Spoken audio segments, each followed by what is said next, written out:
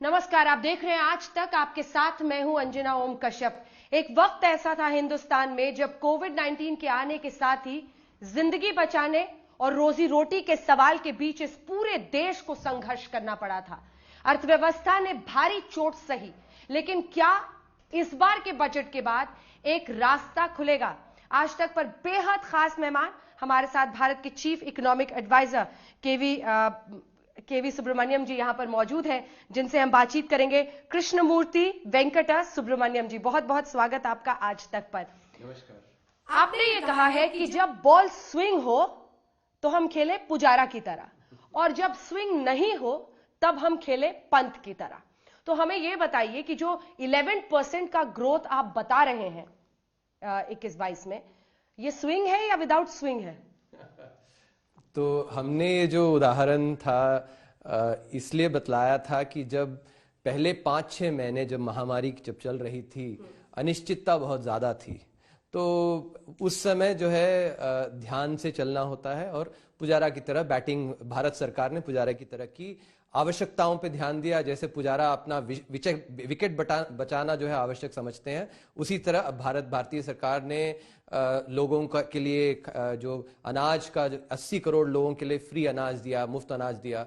वैसे ही कंपनियों के लिए जो ऋण है, emergency credit, liquidity measures, direct benefit transfers, ये सब दिए गए।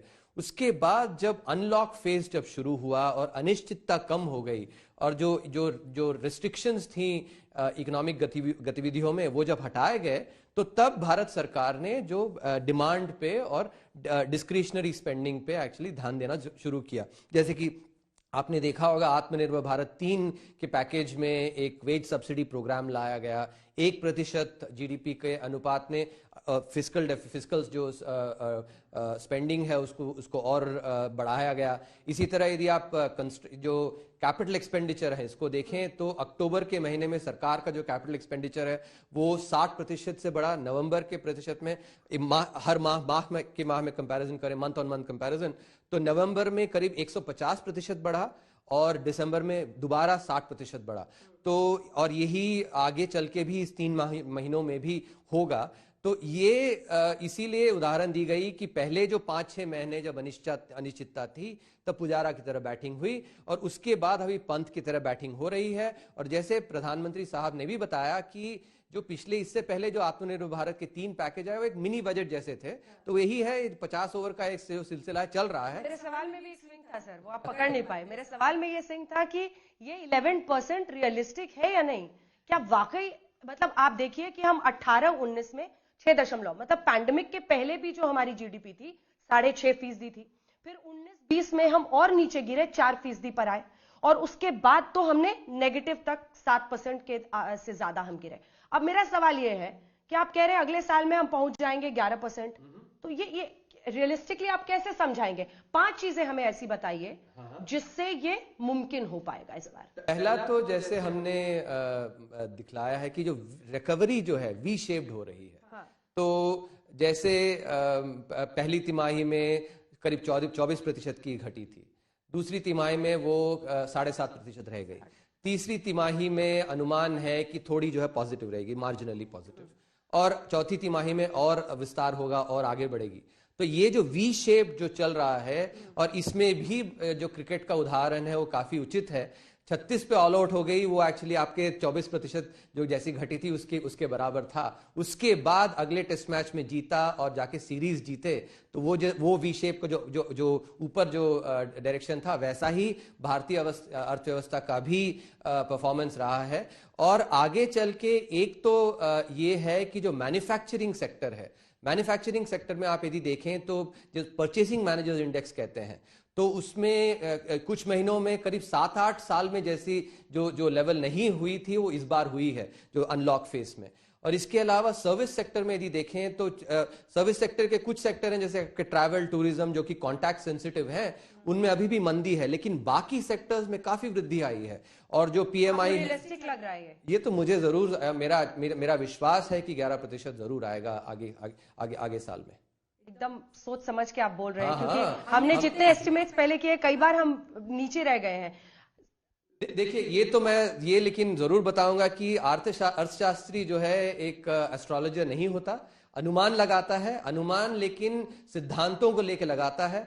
और इसमें विश्वास के साथ मैं अनुमान लगा रहा हूं और हमारी टीम अनुमान लगा रही है कि 11% की वृद्धि जरूर आएगी आगे साल में। आपका बहुत स्ट्रेस है इंडियाज ग्रोथ स्टोरी पे, आप उस नैरेटिव को बहुत बड़ा करना चाहते हैं। आप बार बार कहते हैं कि, और हमारे जो सर्वे है इकोनॉमिक उसमें भी आप लोगों ने कह दिया है कि मूडी बड़ा मूडियल हो गया है, स्टैंडर्ड एंड पुअर का बड़ा पुअर रेटिंग है, और IMF ने हालांकि 11.5% के आसपास का अनुमान लगाया है।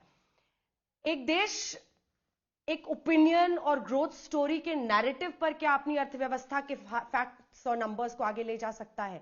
क्या इस तरह की हिम्मत हम दिखा सकते हैं इस वक्त, और किस बना पर हम धत्ता कर सकते हैं इंटरनेशनल रेटिंग एजेंसीज को? पहला तो ये कि यदि आप देखें और पहले अध्याय में वॉल्यूम 1 के हमने दिखाया है कि किस तरह की जो पॉलिसी मेकिंग, जो नीतियां ली गई वो काफी साहसपूर्ण ली गई, क्योंकि जो शॉर्ट टर्म पेन जो कहते हैं, महामारी के कारण शॉर्ट टर्म पेन थी, लेकिन लॉन्ग टर्म गेन पे ध्यान दिया गया और इसके लिए साहस जरूर पड़ता है। और सिर्फ भारत में ही नहीं, बाकी जैसे IMF के मैनेजिंग डायरेक्टर ने भी कहा है कि भारत ने काफी पारदर्शिता दिखाई है जिस तरह नीतियों को अपनाया है। तो वो ये जो मेच्योर पॉलिसी मेकिंग है, ये इन्वेस्टर्स देखते हैं, और इन्वेस्टर्स देख के वो आप FDI में देख रहे हैं, जिस तरह की FDI आई है। FDI जो पैसे लगाते हैं वो एक्चुअली, एज से हिंदी में, people put their money where their mouth is. And तो वो सिर्फ डबल डिजिट में इंडिया को दिखा रहे हैं इस वक्त IMF। हाँ, चाइना को भी 8.5 नंबर 2 पे, और नंबर 3 पर उसके बाद स्पेन है 5.9, और उसके बाद फ्रांस। ये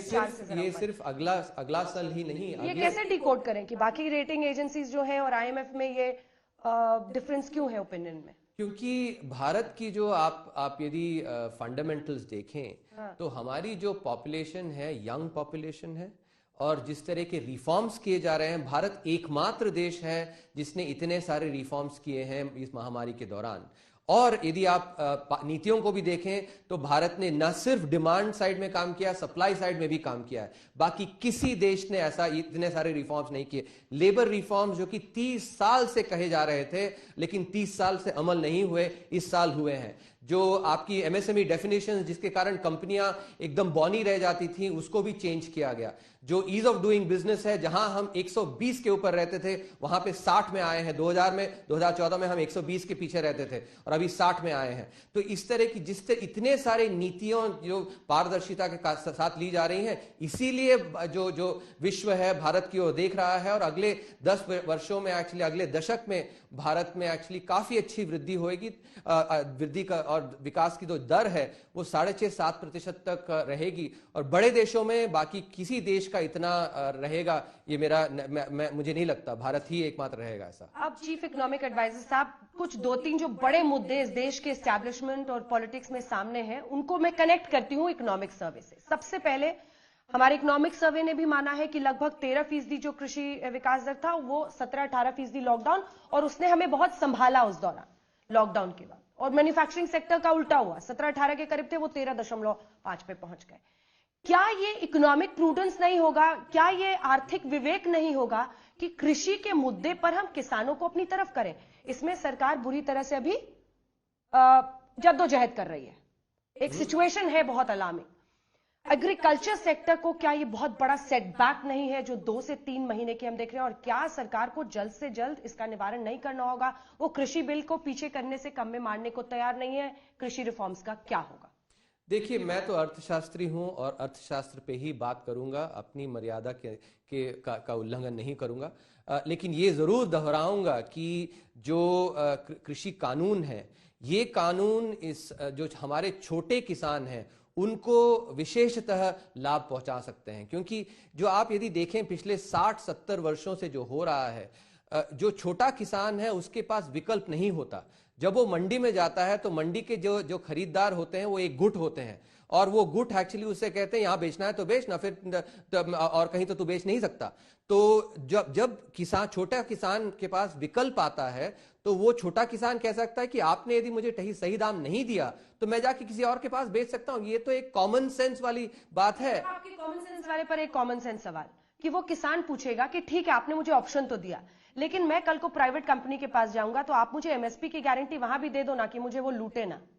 देखिए, इसमें यहाँ पे यदि आप देखें तो बाकी कितने सेक्टर्स हैं, और एक मैं उदाहरण दूंगा। जैसे कई बार लोग ये कहते हैं कि लैंड पे प्रॉब्लम आएगा।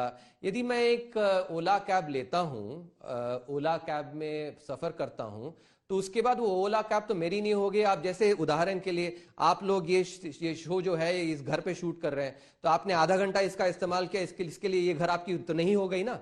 तो ये तो सरकार की दी हुई है। इसी तरह एक्चुअली जब बाकी क्षेत्रों में ऐसा नहीं होता, तो ये ऐसा कैसा है कि सिर्फ एग्रीकल्चर में ऐसी बात की जाती है कि आपने यदि लैंड को इस्तेमाल कर दिया तो लैंड किसी और को हो जाएगा। तो ये तो एक्चुअली अफवाहें हैं जिनका कोई मूल जो सिद्धांत है अर्थशास्त्र के, उससे कुछ लेना देना है नहीं। एमएसपी गारंटी प्राइवेट सेक्टर में भी मिले, मैं वापस उसी सवाल पर जा रही हूं। इसको लेकर इकोनॉमिक जो आर्थिक नजरिए से हम देखें तो क्या ये मुमकिन है सरकार के लिए ऐसा करना?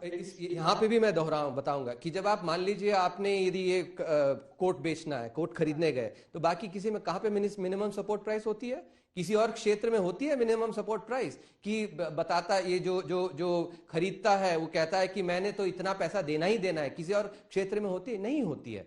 तो इसीलिए जो उसमें यदि आर्थिक दृष्टिकोण से देखा जाए तो उससे काफी सारे और भी जो प्रॉब्लम्स हैं, और ये भी देखा जाए तो एक्चुअली मिनिमम सपोर्ट प्राइस तो अभी काफी सारे कमोडिटीज में है।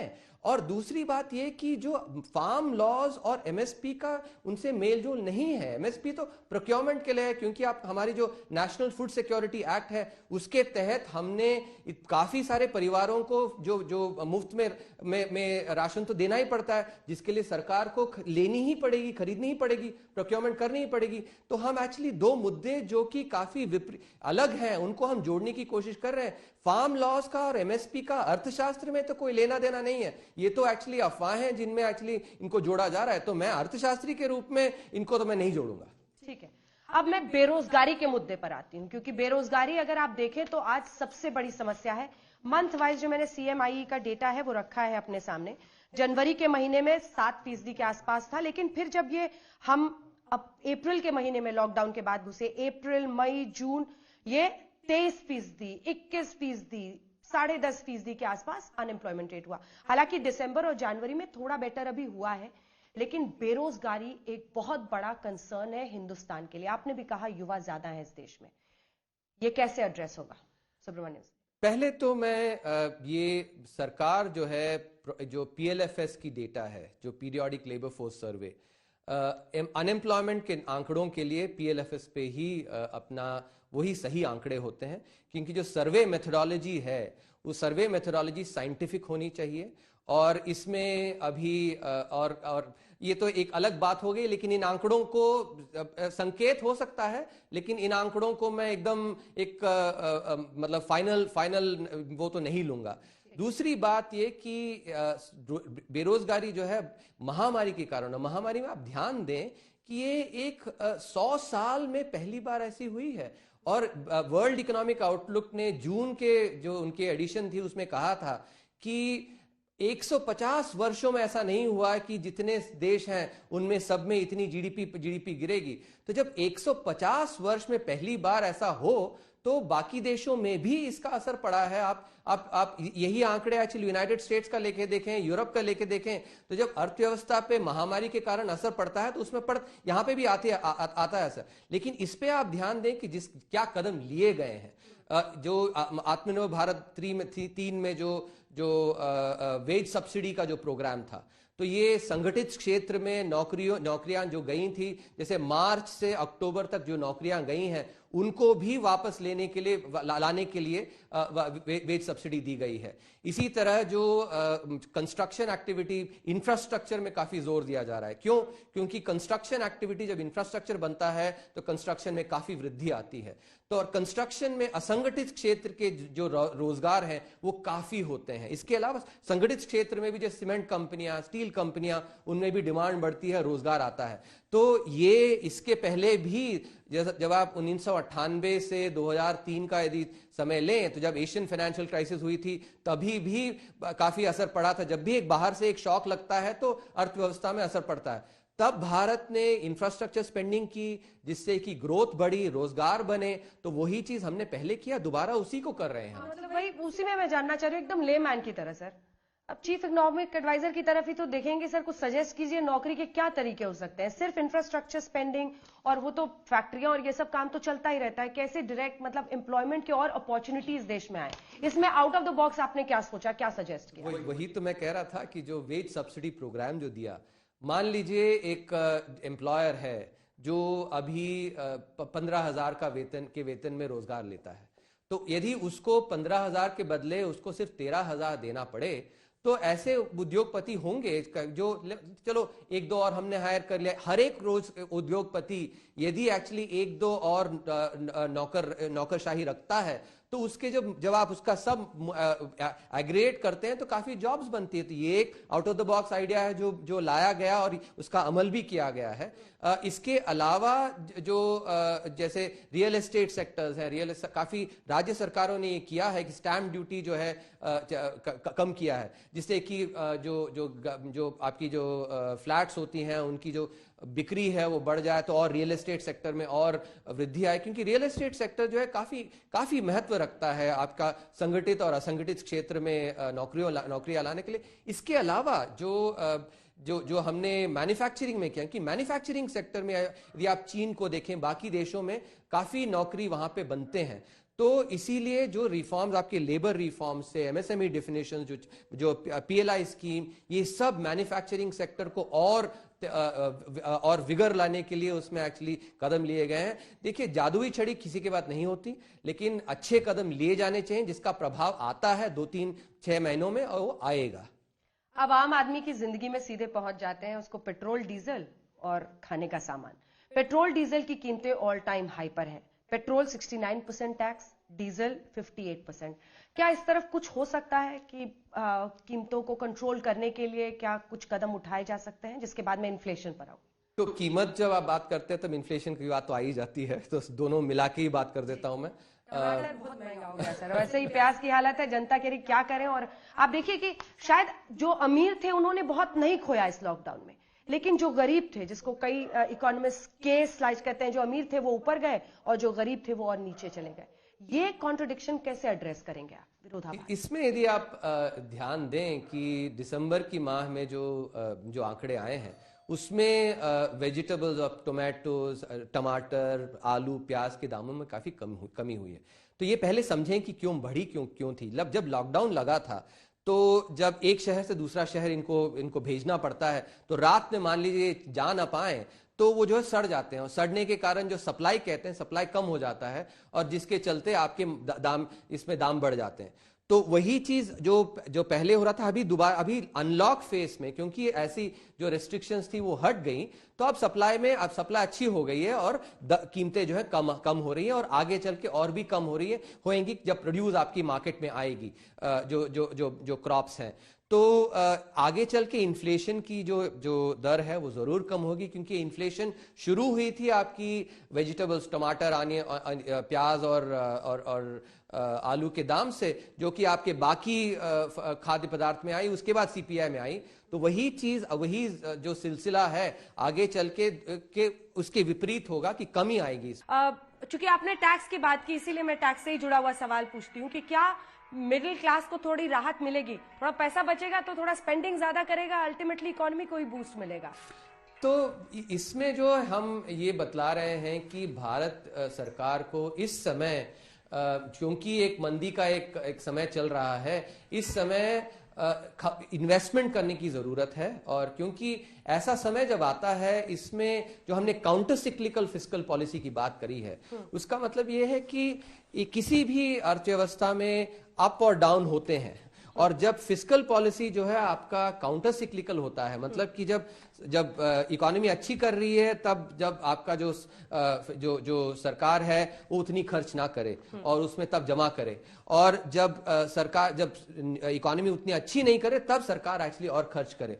तो ये जरूरी है इस समय एक्चुअली कि सरकार इंफ्रास्ट्रक्चर में, हेल्थ में, इनमें एक्चुअली काफी खर्च करे, ताकि उससे जो है डिमांड आएगी, क्योंकि वैक्सीनेशन जब होगा, वैक्सीनेशन से काफी डिमांड आएगा, क्योंकि लोगों में जो थोड़ा डर जो है, अभी भी भय है कि यदि हम एक मसाज के लिए गए या फिर ट्रैवल में गए तो उससे जो है हमें शायद हम कोविड लग जाएगा। तो वैक्सीनेशन जब होगी उससे ये डर कम हो जाएगा, और बाकी जो इससे कोविड से पहले की जो हमारी जिंदगी थी वो एक्चुअली दोबारा वैसे ही शुरू हो जाएगी, तो उससे डिमांड अच्छा आएगा, उसी पे हमें ध्यान देना है। तो आप कह रहे हैं वित्तीय घाटा, फिस्कल डेफिसिट की सरकार चिंता ना करे, इस वक्त स्पेंडिंग ज्यादा करे हर ऐसे सेक्टर में जिससे कि ग्रोथ हो। यही वैक्सीन क्या है इस बार आप बताइए कि वो वैक्सीन तो हम भारत बायोटेक और SAI का लगा रहे हैं, लेकिन अर्थशास्त्र के लिए, अर्थव्यवस्था के लिए इस बार वैक्सीन क्या है? अर्थव्यवस्था, वही मैं कह रहा हूँ कि तो ज्यादा वैक्सीन की जरूरत है। वही मैं कह रहा हूँ कि अर्थव्यवस्था के लिए भी वैक्सीन है। हाँ। क्यों? क्योंकि जब लोग वैक्सीनेट होंगे तो उससे जो है सर्विस सेक्टर में जो है मंदी है वो कम होगी, और भारत में करीब 60% जो आपकी कंट्रीब्यूशन है सर्विस सेक्टर से आती है।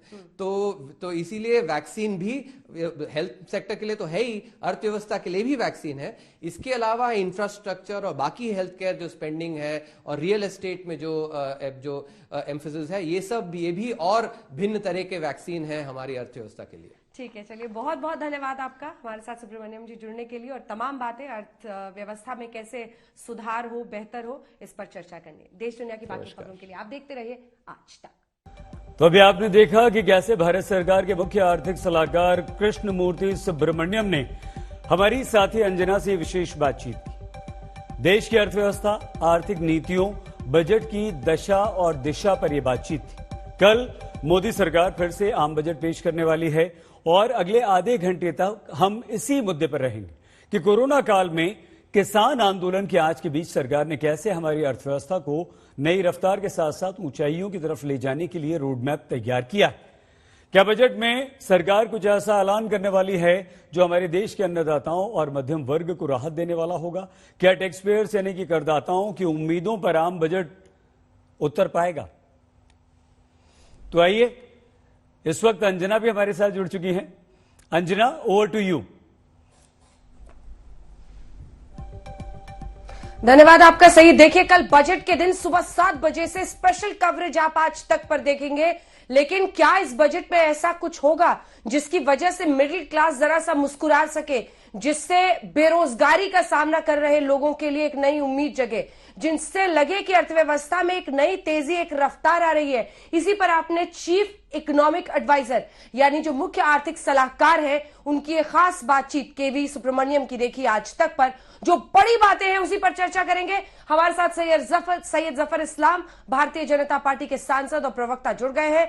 गौरव वल्लभ जी हमारे साथ कांग्रेस पार्टी के प्रवक्ता जुड़ गए हैं। Sanjeev Ahluwalia, adviser Observer Research Foundation के हमारे साथ चर्चा में जुड़ गए हैं, और आलोक जोशी, वरिष्ठ पत्रकार, हमारे साथ चर्चा में जुड़ गए। देखिए सैयद जफर इस्लाम साहब, एक तरफ सरहद पर कृषि कानूनों के खिलाफ अन्नदाताओं का लगातार आंदोलन, दूसरी तरफ अर्थव्यवस्था की बहुत बड़ी चुनौती, और जो प्रोजेक्टेड 11% ग्रोथ है, इन सबको लेकर लोगों के मन में बड़े सवाल है। और वो सवाल यह है कि अर्थव्यवस्था में कब तेजी आएगी, कब बेरोजगारी छटेगी, कब लोगों के पास असल में मौके, मतलब ऐसी जो व्यवस्था कोविड के दौरान, लॉकडाउन के दौरान लोगों ने सामना किया है, उससे कब मुक्ति मिलेगी? क्या जवाब होगा आपका? विपक्ष का कहना है कि आप आर्थिक मोर्चे पर नाकाम रहे हैं अभी तक। देखिए हजरा जी, जो भी जो इकोनॉमी को समझता हो उसको मालूम है, वो आंकड़े देखता है, नंबर्स देता है, और देखने के बाद ही उसकी टिप्पणी होती है।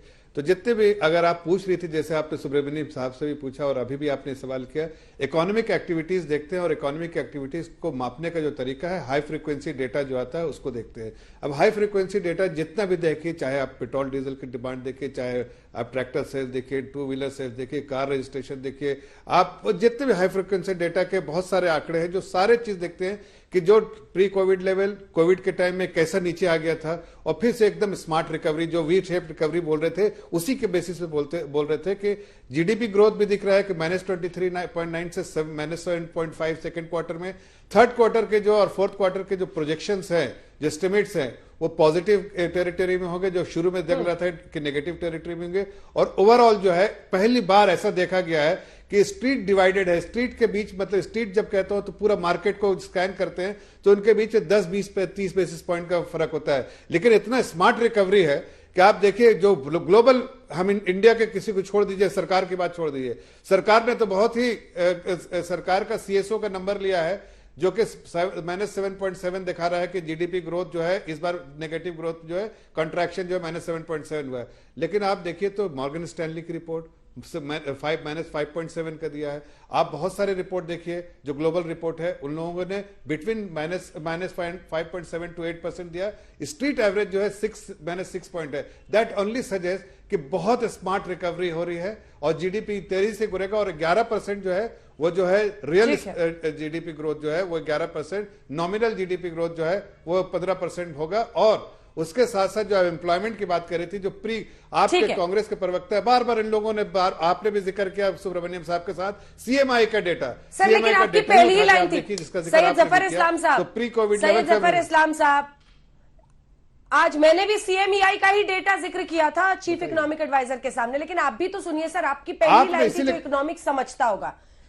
एक आम आदमी जो इकोनॉमिक्स नहीं समझता है सर, जिसने नौकरी खोई हो पिछले दिनों, इससे तो आप इनकार नहीं करेंगे ना, ये तो नहीं बोल सकते ना ऑन रिकॉर्ड कि किसी ने नौकरी नहीं खोई, बेरोजगारी है ही नहीं देश में, आप भी मानेंगे।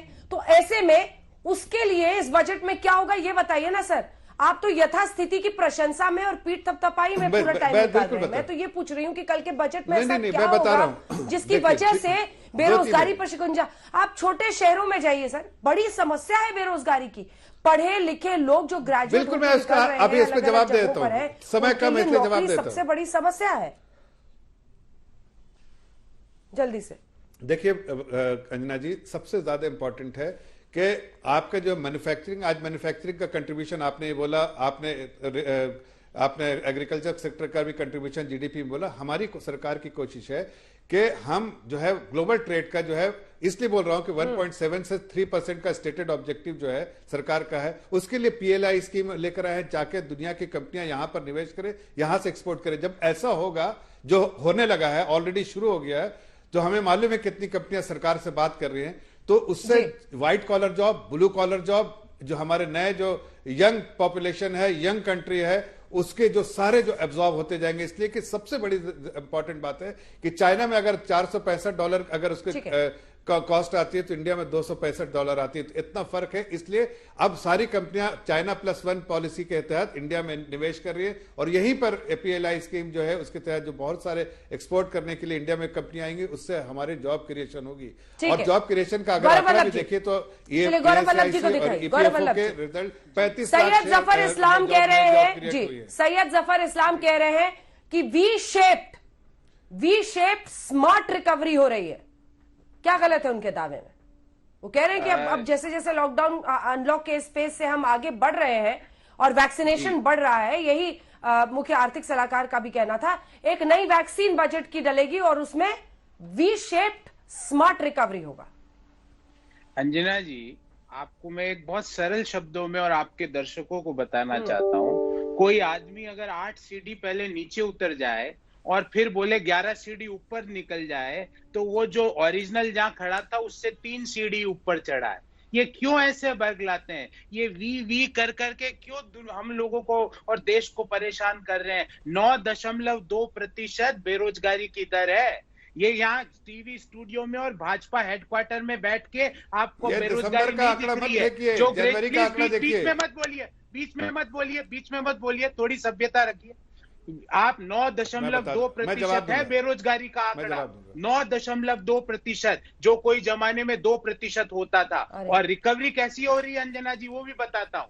जो एक रिपोर्ट आई है इनइक्वालिटी वायरस शीर्षक की ऑक्सफम की, उसमें यह कहा गया है 100 अरबपतियों के 13 लाख करोड़ की रिकवरी हुई है। गरीब आदमी की रिकवरी नहीं हो रही, इनके दोस्तों की रिकवरी हो रही है। वो 13 लाख करोड़ रुपए कमा चुके हैं, जो ऑक्सफम की रिपोर्ट के अनुसार मैं बोल रहा हूं। ये जवाब है, कोई जवाब नहीं है। मैं आंकड़े पे बात करता हूं। बीच में नहीं, घिसा पिटा जवाब में दीजिए, मैं आंकड़ों में जवाब देता हूँ। ये बीच में आंकड़ों में जवाब देते हैं, घिसा पिटा ये गंभीर गरीब है, ये नहीं, ये सभ्यता मत से आंकड़ों में बात कीजिए, आंकड़ों में बात कीजिए ना। ये घिसा पीटा जो स्टेटमेंट राहुल गांधी का मत दीजिए यहाँ पर। मैं पूछता हूँ कि आपसे पूछ रहा हूँ कि नवंबर का जो सीएमआई डेटा कोट कीजिए। आगे राहुल गांधी पे नहीं, सीएमआई डेटा नवंबर का कोट कीजिए। सीएमआई डेटा का नवंबर का अनएम्प्लॉयमेंट रेट का कोट कीजिए। नहीं कीजिए ना, दिसंबर का क्यों कोट कर रहे हैं? फिर जनवरी का कोट कीजिए, सिलेक्टिव मत रहिए। नहीं, मैं पूछ रहा हूँ ना सवाल आपसे। अरे भाई, यहाँ कोई आप राहुल गांधी को इस तरह से बेवकूफ बनाएंगे, हम लोग को नहीं। मैं आपसे पूछ रहा हूं कि अनएम्प्लॉयमेंट रेट जो बताइए नवंबर का सीएमआई डेटा, दिसंबर का आपने बताया, नवंबर का और जनवरी का बताइए। क्यों इन्वेस्टमेंट पिक नहीं कर रहा? इन सवालों का जवाब दीजिए। अरे तो मैं कह तो रहा हूँ कि लॉकडाउन के बारे में आप घर में नहीं बैठे थे। ठीक है गौरव वल्लभ जी, जब इकोनॉमिक एक्टिविटी बंद होगी तो एक सेकंड मैं एक सवाल कर लेता हूँ इनसे, सवाल करना चाहता हूँ। जरा एक सवाल कर रहे हैं तो मैं उनसे वापस सवाल करना चाहता हूँ। मैं आ रही हूँ सैयद जफर इस्लाम साहब, फौरन आ रही हूँ। जल्दी मुझे आलोक जोशी और संजीव वालिया से भी, वालिया साहब से एक कमेंट लेने दीजिए। आलोक जोशी जी, आपके साथ शुरुआत करते हुए। देखिए, सरकार को विपक्ष घेरे ऐसे वक्त पर अर्थव्यवस्था में बहुत सारे ऐसे चुनौतियां हैं इस वक्त जिनका मुकाबला करना है, लेकिन क्या ये कहना फेयर होगा, सही होगा? ये कोविड-19 पैंडेमिक और उसके बाद जो लॉकडाउन हुआ उसको सामान्य परिस्थितियों की तरह देखना क्या सही होगा? क्योंकि बात की गौरव वल्लभ ने कि सीढ़ी में पहले नीचे गए और फिर ऊपर आए। ये तो जो बड़ी से बड़ी अर्थव्यवस्थाएं थी विश्व की, उन सब ने चोट खाई है। ये असामान्य परिस्थितियां थी, कोविड-19 पैंडेमिक था, जिंदगियां बचाने और रोजी रोटी के बीच का फैसला था।